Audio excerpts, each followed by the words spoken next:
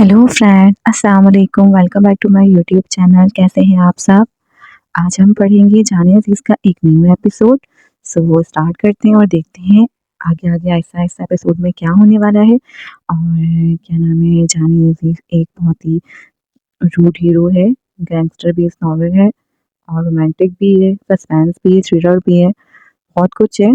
आहिस्ता-आहिस्ता आगे क्या हो रहा है और आहिस्ता-आहिस्ता थोड़ा-थोड़ा सा सस्पेंस खुल रहा है, तो स्टार्ट करते हैं और देखते हैं कि आगे हमारे सामने और क्या थ्रिलर ओपन होने वाला है या सस्पेंस ओपन होने वाला है।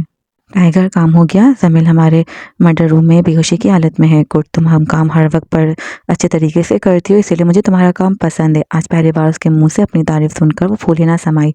खुश होना तो बनता था, आखिर उसने तारीफ की थी जो कभी किसी काम की तारीफ नहीं करता था। वैसे तमीज़ से कुछ कहना चाहता हूँ।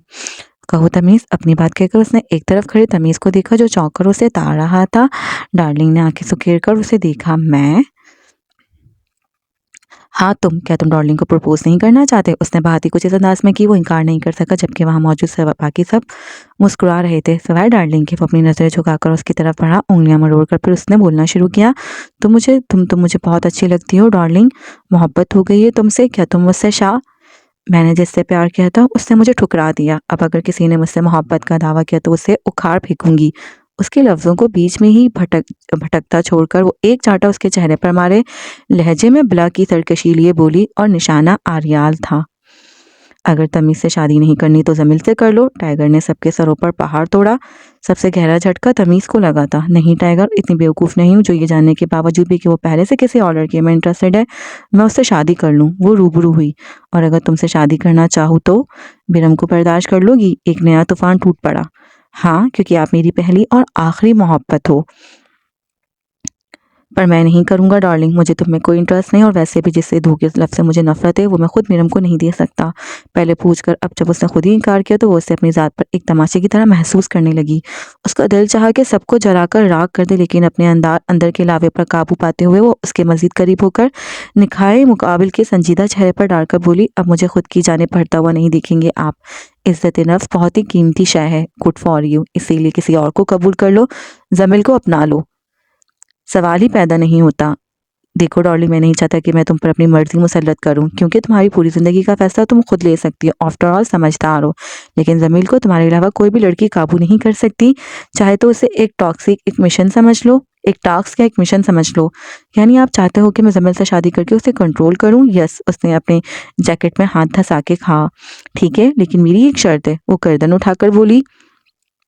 अब तुम टाइगर के सामने शराइत रखोगी? उसने निगाहों के पपोटे मोटे किए। आई एम सॉरी, लेकिन पूरी जिंदगी का मामला है, सोच समझ कर चलना पड़ता है। बोलो। मैं जमील के साथ जैसा भी सलूक करूं आप इंटरफेयर नहीं करेंगे, और जैसी इस घर में मीडियम की हैसियत है बिल्कुल वैसी अहमियत मुझे भी मिलेगी। मंजूर है। उसका जवाब सुनकर वो मुस्कुराई। तो फिर मुझे भी जमील कबूल है। तमीज के पांव से उसका फैसला सुनकर जमीन खिसक गई। वो हड़बड़ाता हुआ टाइगर की तरफ लपका। टाइगर, ये जानते हुए भी कि मैं डार्लिंग को पसंद करता हूँ तुम उसकी शादी अपने भाई से करवा रहे हो? ये डार्लिंग का फैसला है तमीज, वो अगर तुमसे शादी करना चाहती है तो मुझे कोई प्रॉब्लम नहीं है। सारा मलबा उस पर डालकर वो नाक पर से मक्खी उड़ा गया। लेकिन उसने तुम्हारे कहने पर हामी भरी है, क्यों डार्लिंग? उसने अपना रुख उसकी तरफ मोड़ा। जब टाइगर ने टीम की बाहर की लड़की से शादी की है तो मैं भी टीम के बाहर की लड़के से शादी ही करूंगी। लगता है तुम थप्पड़ भूल गए। उसके लफ्जों की गहराई को आर्याल अच्छे से भाप किया था। तो फिर ठीक है, मैं टीम से निकल जाता हूँ, उसने झुंझलाते हुए कहा। तो टाइगर समेत सबने घूरी डाली। शट अप तमीज, जो शख्स अपनी अच्छी खासी वफादार टीम को छोड़ दे मैं उस पर भरोसा कभी नहीं कर सकती। लेकिन डार्लिंग, इनफ तमीज, दोबारा तुम्हें लड़कियों की तरह टस्से बहाते ना देखूं मैं। उसकी आंखों में उतरा जरा सा पानी देखकर टाइगर चीखा। सबकी जुबानों को टेप लग गई थी।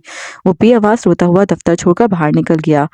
तू बहुत बुरा किया टाइगर, तुम्हारे साथ तमीज सब कुछ जानते बूझते उसने तुम्हें दूध में से मक्खी की तरह निकाल कर बाहर फेंक दिया और अपने भाई को प्रायोरिटी दी।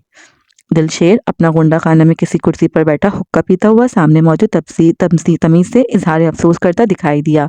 ये एक 35 साल शख्स था जो अजल से टाइगर का जानी दुश्मन था। अपने अंदर का गुस्सा निकालने के लिए वो अपने मुखालिफ के पास तशरीफ लाया था।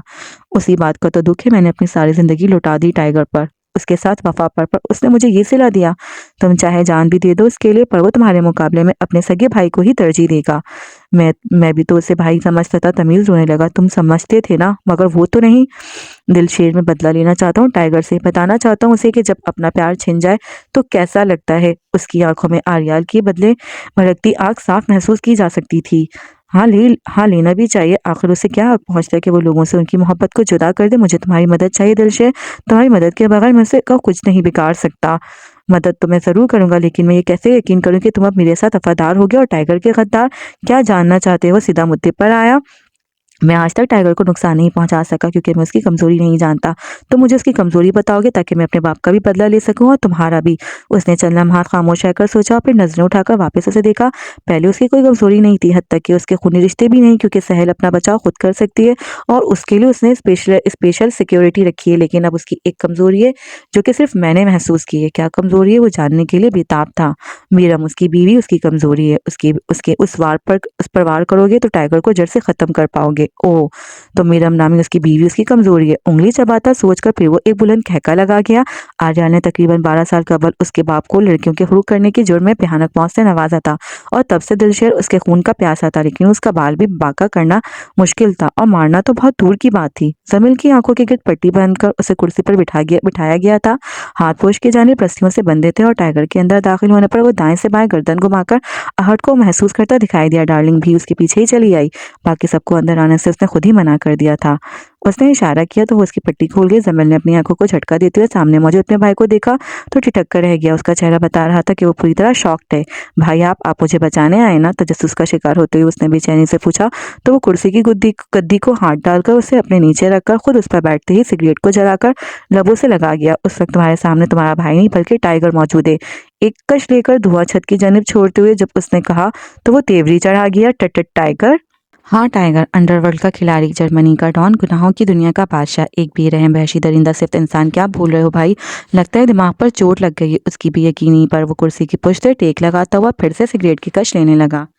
इसे देख रहे हो? उसने अपनी बाई तरफ खिड़की खड़ी डार्लिंग की तरफ इशारा किया तो वो निगाह उस पर डाल दिया। ये डार्लिंग है, अंडरवर्ल्ड की सबसे खतरनाक गैंगस्टर। मैं जानता हूँ कि ये डार्लिंग है, आपके ऑफिस में एक एम्प्लॉयर के तौर पर काम करती है। उसकी मासूमियत पर वो खुलकर हंसा तो जमीर हैरानगी से देखने लगा, क्योंकि इससे पहले उसने अपने भाई को कभी भी इस तरह खुलकर हंसते नहीं देखा था। तुमने सही कहा, ये मेरे ऑफिस में काम करती है, लेकिन एक एम्प्लॉयर के तौर पर नहीं बल्कि मेरी टीम की एक लीडर बनकर। और ये इतनी अच्छी कराटे मास्टर है कि 1 मिनट में तुम्हारी जितनी भी जिस्म की हड्डियां उनको चिकनाचूर कर सकती है। भाई क्या बोल रहे हो? मेरी कुछ भी समझ में नहीं आ रहा। मैं किस लिए हूँ? मैं समझाती हूँ ना। डार्लिंग उसके करीब भटक कर उसके चेहरे पर झुककर मुखातिब हुई। फिर अपनी कमर सीधी करके उसने सीने पर बाजू बांधे और संजीदगी से बोलना शुरू किया।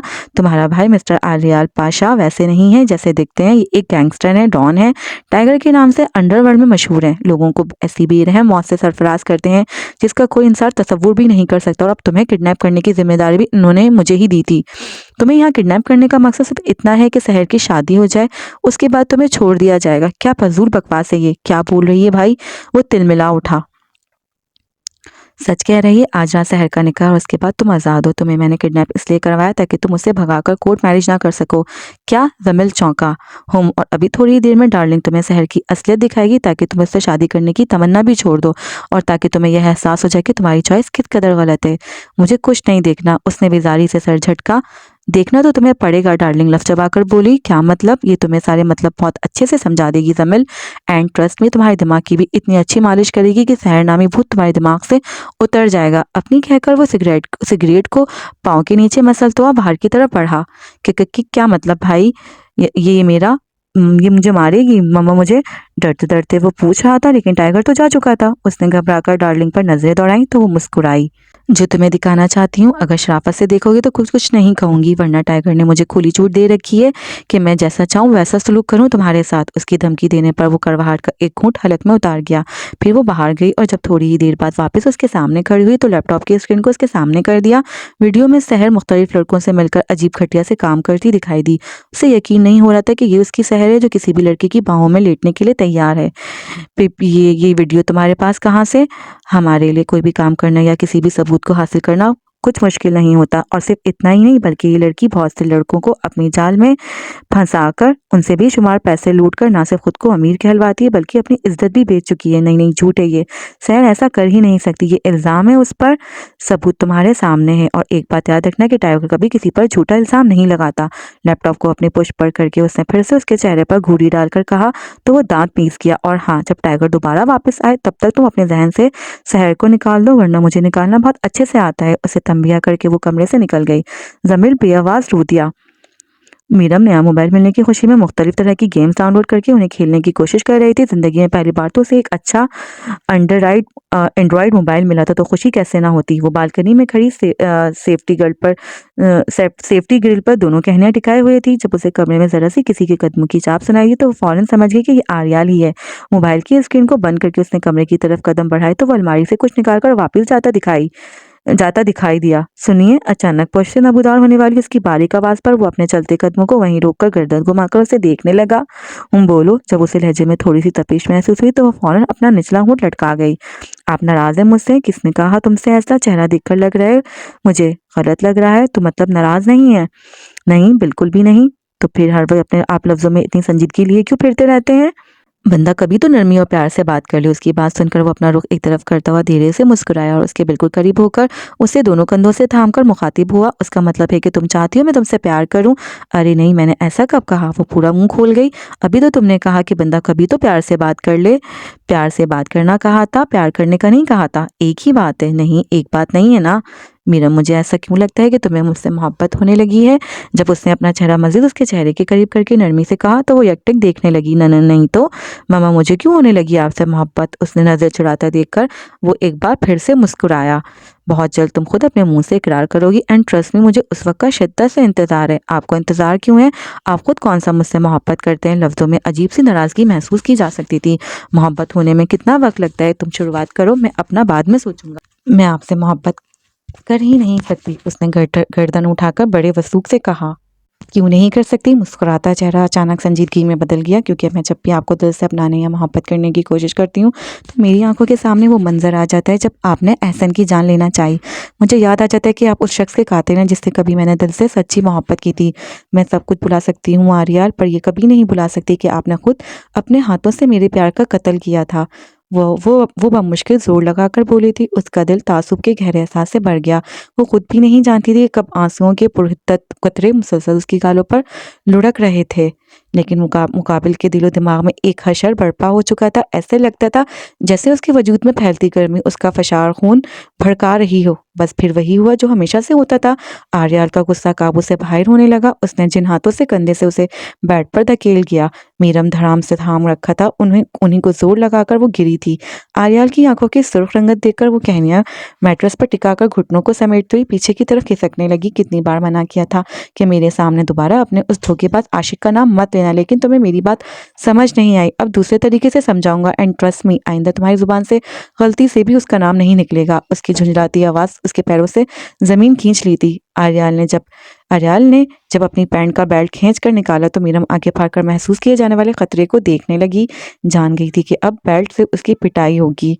न न न नहीं आर्याल मामा, मुझे माफ़ कर दें। मैं आइंदा अब माफ़ी नहीं मिलेगी। कहा था मैंने, बातों को बार बार रिपीट नहीं करता, अब सिर्फ सज़ा मिलेगी। फंकार कर कहते हुए वो घुटने बेड पर रखे उसकी तरफ बढ़ने लगा। मीरम का दिल धक कर रह गया। वो सिसकियाँ लेकर नफ़ी में सर हिलाने लगी। आर्यल पापा प्लीज़, मम्मू मुझे मत मारें। आवाज़ कांपने लगी और वो हाथ छोड़कर उससे रहम की भीख मांगती दिखाई दी, मगर उसने उसको मारने के लिए जब बेल्ट बुलंद किया तो वो अपने चेहरों पर दोनों हथेलियाँ फैलाए तेज तेज सांस लेती हुई कँपाने लगी। ऐसे मालूम होता था जैसे वो आज खौफ से मर ही जाएगी। उसकी हालत देखकर आर्याल को न जाने कैसे उस पर तरस आ गया था और वो गुस्से से होंठ भींचकर उसे वहीं से सकता छोड़े कमरे से बाहर चला गया। मीरम का सांस खुलकर बहाल हुआ, मगर आहें अभी भी जारी थीं। डार्लिंग, क्या बना? दफ्तर में वापस आकर उसने रिसेप्शन पर खड़ी काम करती डार्लिंग की तरफ देखा। मैंने जमील को सारे प्रूफ दिखा दिए थे। उसे पता चल गया है कि सहर ने उसके साथ कितना बड़ा धोखा किया है और वो किस तरह की लड़की है। क्या उसने अपना इरादा बदला? कुछ देर पहले गई थी तो नहीं बदला था, लेकिन दोबारा मैं नहीं गई। डार्लिंग, तुम्हें किसी भी तरह से उसे सहर के खिलाफ कन्विंस करना है ताकि वो तुमसे शादी के लिए हाँ कह सके।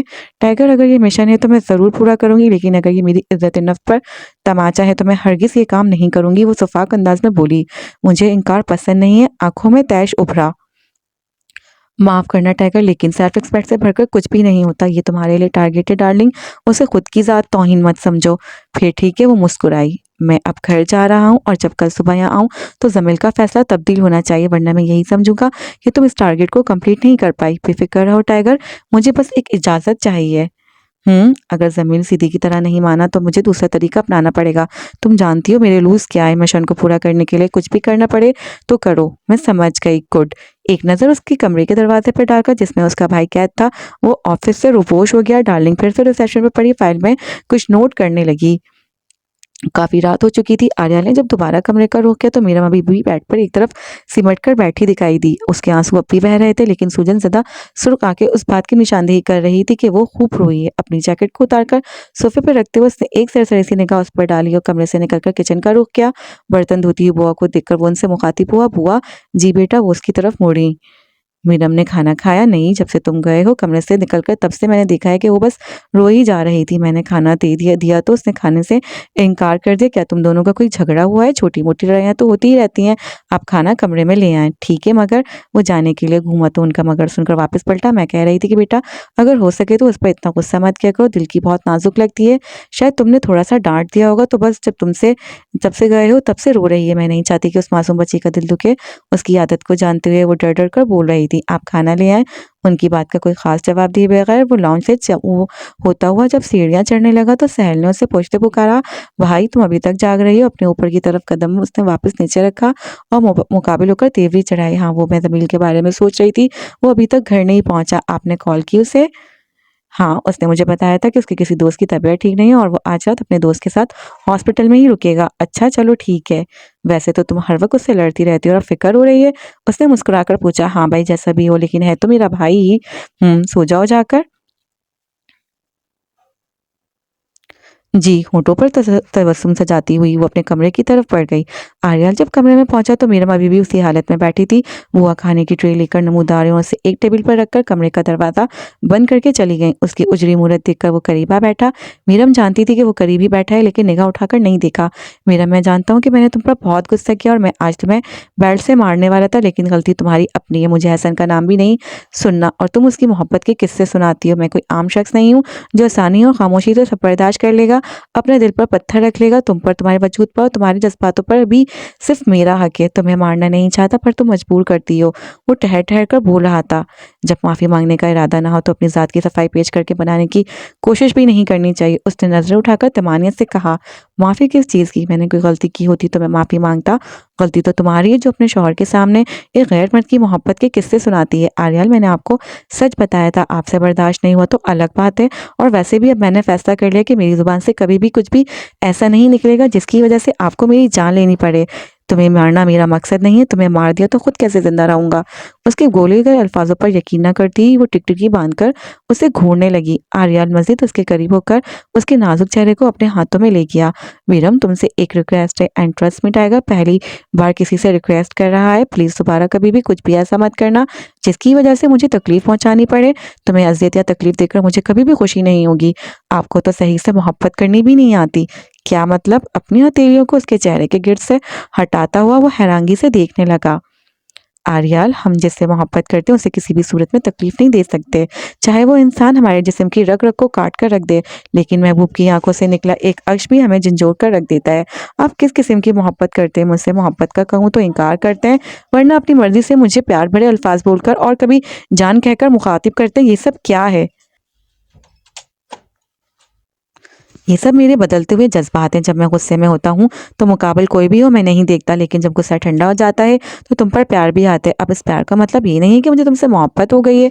इस प्यार का मतलब ये है कि वक्ती तौर पर किसी चीज़ का अच्छा लगना मुझे जुबान से अल्फाज अदा कर रहा था, उसका दिल खुद भी इसकी जमानत देने को तैयार नहीं था। आप क्या चाहते हैं? मुझसे ना छोड़ते हैं और ना अपनाते हैं। अपनाया तो है, ऐसे नहीं अपनाया जाता, मोहब्बत करनी पड़ती है। सॉरी, मैं नहीं कर सकता, उसने दो टोक कहा। आर्याल, आप? अच्छा बस, अब तुम बिल्कुल नहीं रोगी? रोती हुई किसी हॉरर फिल्म की चुड़ैल लगती हो। उसकी बात को काट कर अपने सुनाते हुए मुस्कुराया, फिर अचानक उसके चेहरे पर झुककर उसके आंसुओं को अपने होठों से चुन गया।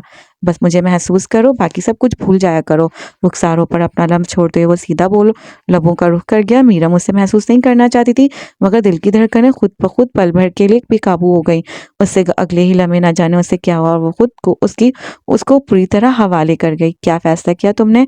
अपनी कुर्सी सीधी करते हुए डार्लिंग ने टांग पर टांग चढ़ाकर जमीन से पूछा। उसके गाल अभी तक भीगे हुए थे, जिसका मतलब ये था कि वो काफी देर रोता रहा है। भाई कहाँ हैं? वो घर जा चुके हैं, अब तुम मेरे हवाले हो। मुझे भाई से बात करनी है, वो लफ चबाकर बोला। वो तो सुबह से पहले नहीं आएंगे। तो मुझे अपना फैसला बताओ कि तुमने क्या सोचा। मैं तुमसे शादी कर लूंगा, लेकिन मेरी एक शर्त होगी। शर्त का लफ्ज सुनकर उसने अपनी भवें तन की, फिर अपने चेहरे को उस पर झुकाकर मुखातिब हुई। डार्लिंग, टाइगर के अलावा कभी किसी की शर्त नहीं मानती। अगर तुम मेरी शर्त नहीं मानोगी तो मैं तुमसे शादी नहीं करूंगा। तुम्हें लगता है कि मैं तुम्हारा फैसला तब्दील नहीं करवा सकती? वो फिर से कुर्सी से टेक लगा गई। और तुम्हें लगता है कि तुम मुझे मार पीट कर मेरा फैसला तब्दील करवा सकती हो? सीधा जवाब देने की बजाय उसने उल्टा सवाल उस अंदाज में दावा जैसे वो उसके लफ्जों का मजाक उड़ा रहा हो।